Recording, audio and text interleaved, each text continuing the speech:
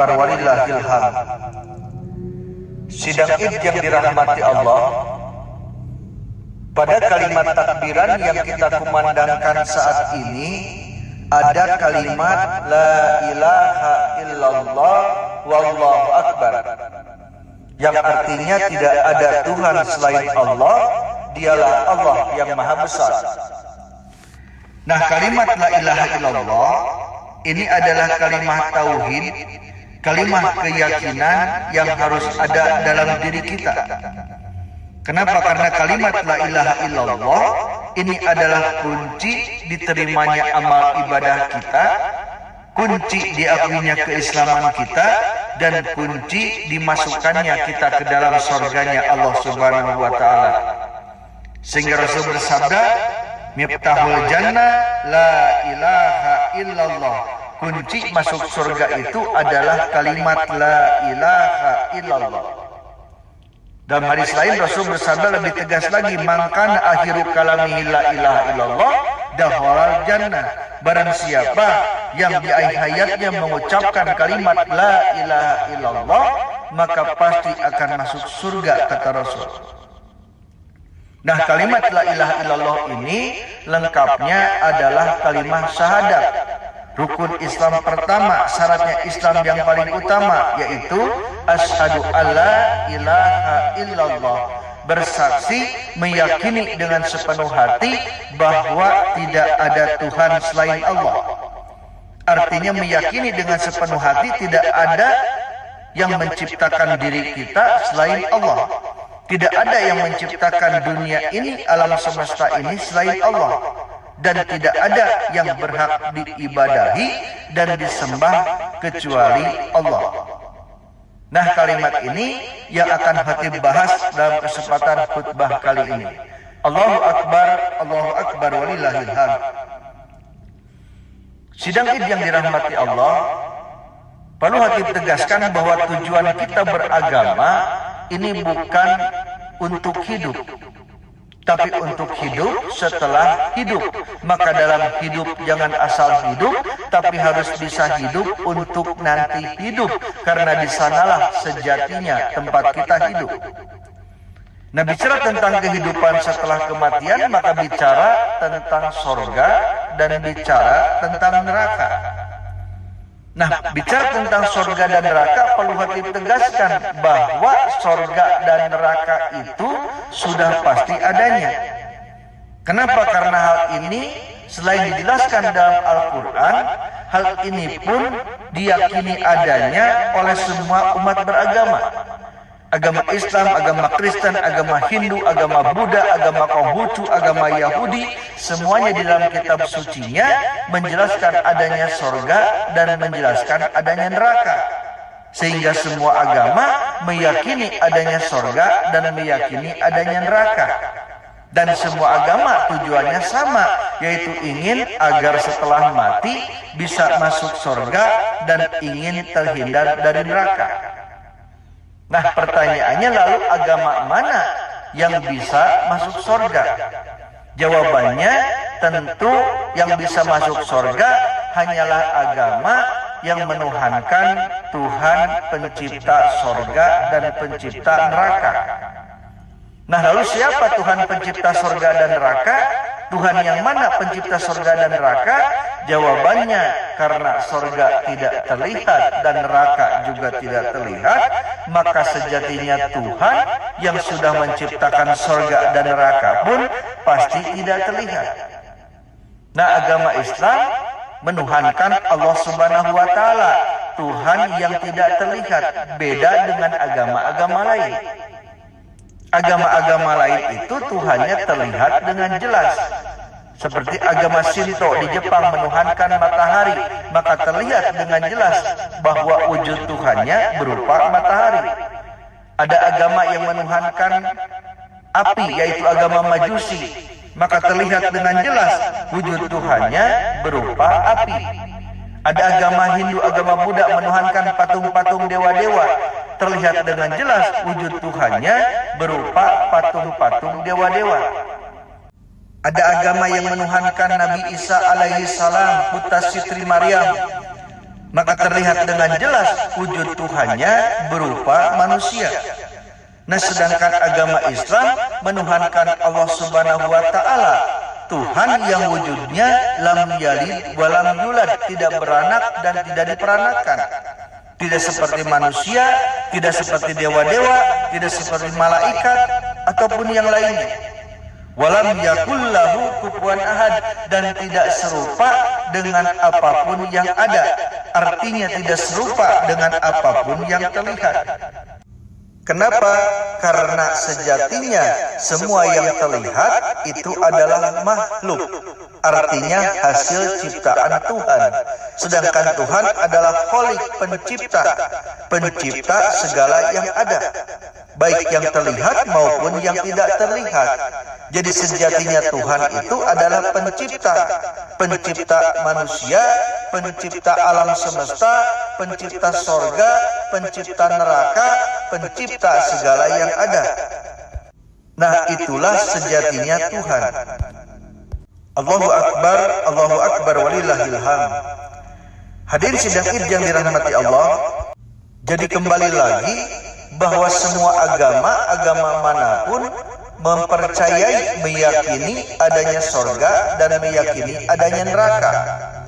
Yang tidak percaya adanya sorga dan neraka ini hanyalah orang-orang ateis, orang-orang komunis, orang-orang filsafat.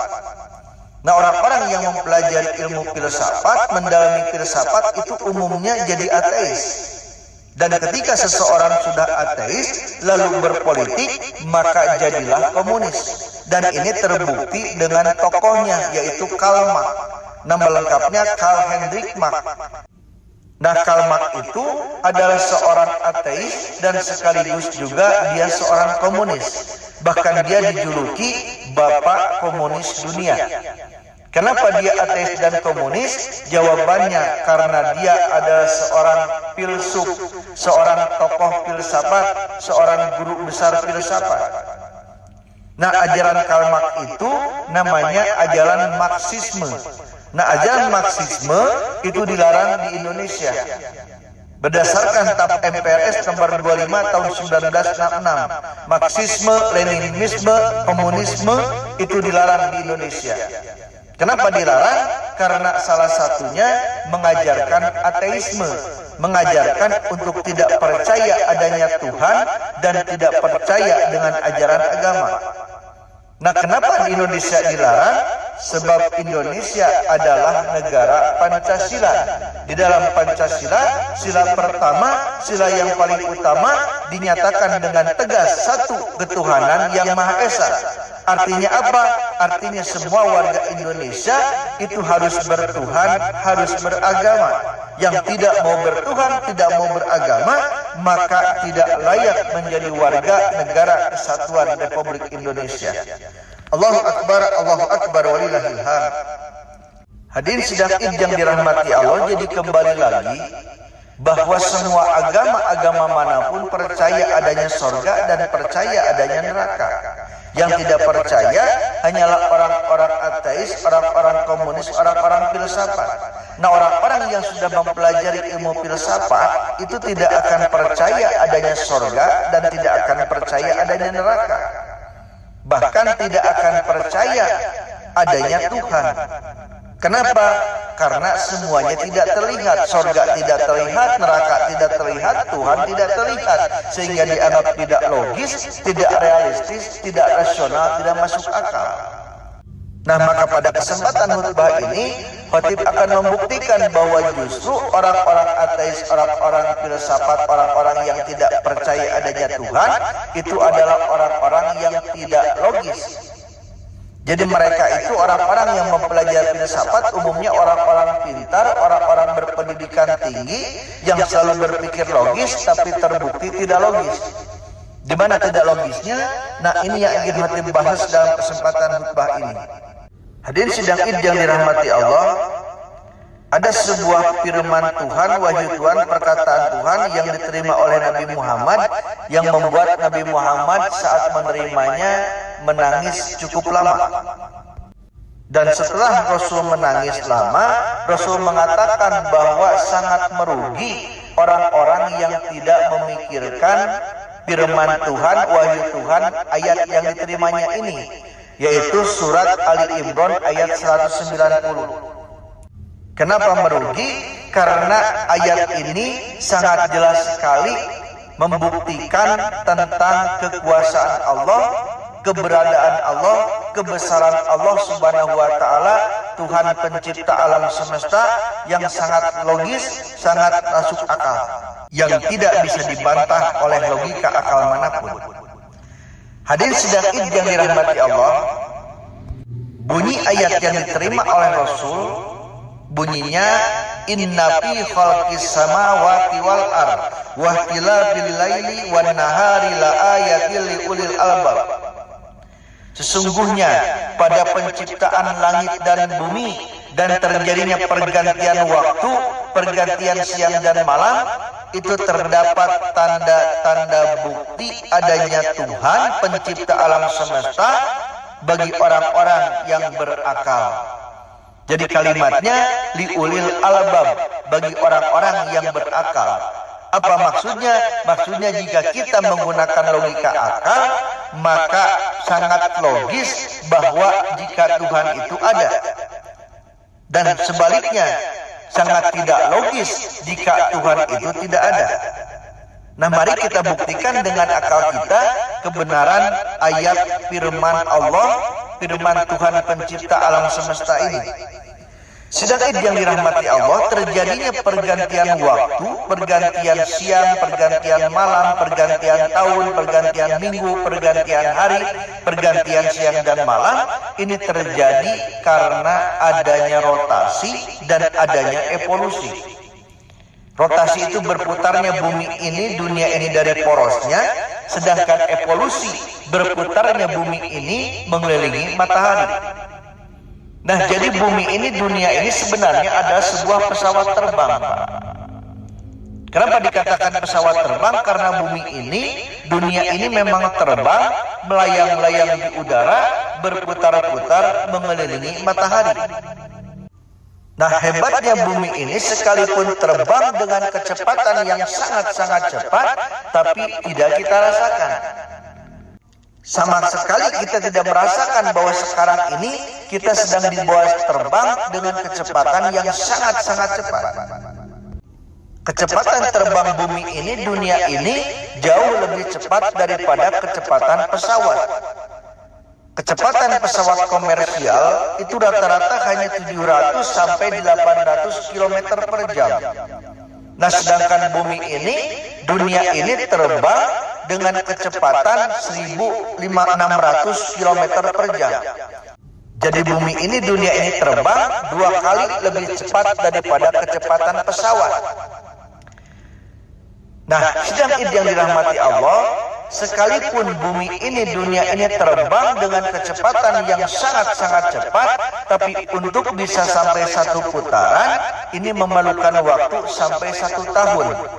Jadi 1 tahun itu 1 kali bumi berputar mengelilingi matahari. Nah, ini bukti saking besarnya matahari. Jadi matahari itu adalah bola api yang sangat-sangat besar. Dan matahari yang begitu besar ini masih sangat kecil jika dibandingkan dengan bintang-bintang. Nah, maka jangankan memikirkan bintang-bintang, jangankan memikirkan matahari, memikirkan bumi ini saja, dunia ini, para ilmuwan itu sangat kebingungan, Pak. Kenapa kebingungan? Karena kalau dipikir-pikir kok ada sebuah pesawat yang bisa mengangkut ribuan kota, mengangkut ratusan negara, mengangkut bermil-mil luasnya hutan dan lautan di seluruh dunia. Nah, jadi bumi ini, dunia ini sebenarnya adalah pesawat yang sangat-sangat dahsyat karena memiliki kecepatan terbang yang sangat dahsyat, juga memiliki daya angkut yang sangat luar biasa dahsyat. Dan yang tidak kalah dahsyatnya lagi, bumi ini, dunia ini adalah sebuah pesawat terbang yang tidak pernah kehabisan bahan bakar, sehingga tidak pernah berhenti sedetik pun, Pak. Jika bumi ini berhenti terbang 1 detik saja, Jangan 1 menit, terlalu lama, 1 detik saja bumi ini berhenti terbang, maka bisa terjadi 2 kemungkinan. Yang pertama, bisa jadi bumi ini tertarik oleh gaya gravitasi matahari sehingga bumi ini mendekati matahari. Yang kedua, boleh jadi bumi ini terpental keluar dari garis orbitnya sehingga menjauhi matahari. Nah, jika bumi ini, dunia ini menjauhi matahari, maka bumi ini, dunia ini akan membeku dan semua makhluk yang ada di bumi ini, di dunia ini akan menjadi es. Manusia, binatang, tumbuh-tumbuhan, bahkan air laut di seluruh dunia ini akan membeku menjadi es. Dan sebaliknya, jika bumi ini, dunia ini mendekati matahari, maka bumi ini, dunia ini akan terbakar, hangus, hilang dan lenyap dalam sekejap. Pertanyaannya, kenapa hingga saat ini bumi ini, dunia yang kita tinggali ini tidak membeku menjadi es dan juga tidak terbakar ke matahari? Jawabannya, karena bumi ini, dunia ini terus-menerus terbang, terus-menerus bergerak, terus-menerus berputar tanpa pernah berhenti sedetik pun. Nah, pertanyaan yang pokoknya, yang paling pentingnya, Pak, ini pertanyaan paling pentingnya nih. Mungkinkah sebuah benda, apalagi benda mati, karena bumi ini benda mati bukan benda hidup. Jika burung terbang, wajar karena burung itu benda hidup. Sedangkan bumi ini benda mati, unsurnya tanah dan air. Tanah benda mati, air benda mati. Jadi bumi ini adalah benda mati. Nah, pertanyaannya, mungkinkah sebuah benda mati itu bisa terbang sendiri, bisa bergerak sendiri? Maka logika akal manapun, logika akal siapapun pasti akan mengatakan sangat mustahil, sangat tidak mungkin sebuah benda mati bisa bergerak sendiri, bisa terbang sendiri, apalagi terbang terus-menerus, bergerak terus-menerus. Jika ada logika akal yang mengatakan bahwa sebuah benda mati bisa terbang sendiri, maka pasti itu adalah logika akal yang tidak waras. Sangat tidak waras jika ada logika akal yang mengatakan bahwa sebuah benda mati bisa terbang sendiri, bisa bergerak sendiri. Hanya orang yang sakit jiwa yang mengatakan sebuah benda mati bisa terbang sendiri, bergerak sendiri. Akal yang sehat, akal sehat manapun pasti akan mengatakan tidak mungkin sebuah benda mati itu bisa terbang sendiri, bisa bergerak sendiri. Nah, maka bumi ini terbang terus-menerus, bergerak terus-menerus, pasti ada yang menerbangkan, pasti ada yang menggerakkan. Lalu siapakah yang mampu menerbangkan, menggerakkan bumi ini, dunia ini yang begitu besar ini? Jawabannya, tidak mungkin ada satupun yang mampu menggerakkan, menerbangkan bumi ini, dunia ini, kecuali zat yang sudah menciptakannya. Nah, lalu siapakah zat yang sudah menciptakan bumi ini, dunia ini? Nah, untuk pertanyaan ini dilontarkan kemanapun, dilontarkan ke siapapun, bahkan dilontarkan kepada anak kecil sekalipun, jawabannya pasti sama. Anak kecil sekalipun ditanya, jika ditanya siapakah yang menciptakan bumi ini, dunia ini, jawabannya pasti Tuhan. Nah, maka adanya bumi ini, adanya alam semesta ini, terbangnya bumi ini, bergeraknya bumi ini adalah bukti adanya Tuhan. Sebab jika tidak ada Tuhan, maka tidak mungkin adanya pergantian waktu, pergantian tahun, pergantian bulan, pergantian siang dan malam. Sebab untuk terjadinya pergantian waktu, bumi ini harus terbang terus-menerus, berputar terus-menerus, berrotasi, berevolusi. Nah, maka orang-orang yang tidak percaya adanya Tuhan, itu adalah orang-orang yang tidak logis. Sangat tidak logis jika Tuhan itu tidak ada. Sebab tidak mungkin bumi ini, dunia ini terbang sendiri, berputar sendiri, bergerak sendiri. Nah, lalu Tuhan yang mana yang sudah menciptakan bumi ini, dunia ini, alam semesta ini? Jawabannya, satu-satunya konsep ketuhanan yang bisa diterima oleh logika akal manusia sebagai Tuhan yang bisa menciptakan bumi ini, dunia ini, alam semesta ini, hanyalah konsep ketuhanan yang ada dalam agama Islam, yaitu Allah Subhanahu wa Ta'ala, Tuhan yang wujudnya lam yalid wa lam yulad, tidak beranak dan tidak diperanakan, tidak seperti manusia, tidak seperti dewa-dewa, tidak seperti malaikat ataupun yang lainnya. Walam yakul lahu kufuwan ahad, dan tidak serupa dengan apapun yang ada. Karena sejatinya semua yang ada itu adalah makhluk, artinya hasil ciptaan Tuhan. Sedangkan Tuhan adalah Khalik, pencipta segala yang ada, baik yang terlihat maupun yang tidak terlihat. Jadi sejatinya Tuhan itu adalah pencipta sorga, pencipta neraka, pencipta manusia, pencipta alam semesta, dan pencipta segala yang ada. Nah, karena Tuhan itu sudah menciptakan manusia dan menciptakan segala yang ada untuk memenuhi kebutuhan hidup manusia, maka atas dasar inilah Tuhan berhak untuk disembah dan kita manusia wajib untuk menyembah Tuhan. Nah, maka syarat untuk bisa masuk surga itu kita harus mau menyembahnya. Karena mana mungkin kita bisa dimasukkan ke dalam surganya jika kita tidak mau menyembah yang sudah menciptakan surga. Jadi syarat untuk bisa masuk surga harus mau menyembah Tuhan yang sudah menciptakan surga. Dan menyembah itu adalah rukun Islam yang kedua, yaitu sholat.